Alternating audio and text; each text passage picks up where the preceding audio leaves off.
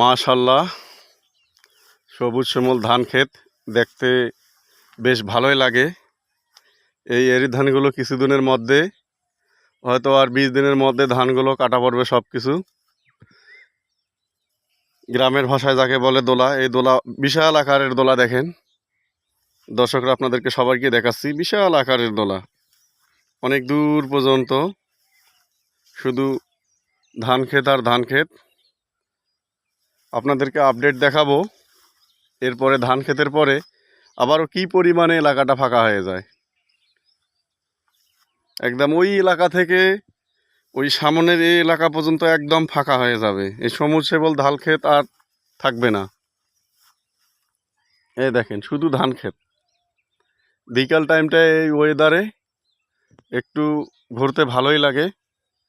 যারা গ্রামে ঘোরেন তারা এই ব্যাপারটা বুঝতে পারবেন, যারা শহরে থাকেন তারা হয়তো এই ভিডিওটা দেখে উপলব্ধি করতে পারবেন।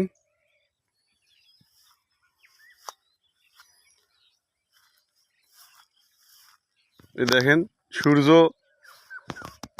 এখন প্রায় বিকাল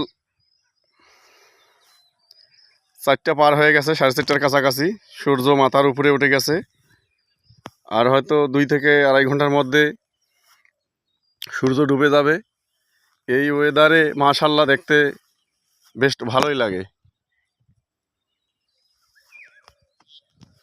সবাই ভালো থাকবেন।